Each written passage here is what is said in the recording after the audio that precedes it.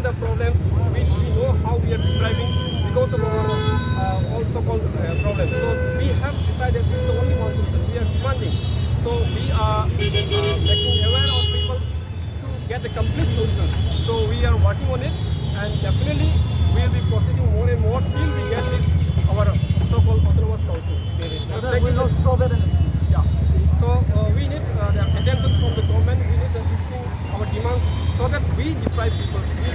Being a so-called 6,000 lakh people we have, but as of now we are not getting this so-called our demanded. So we need this demand. So we are looking forward. We are very positive, and we will be fighting till we reach our goal. And there is a very legitimate demand also. Yes, especially Moran Motor and Kusa.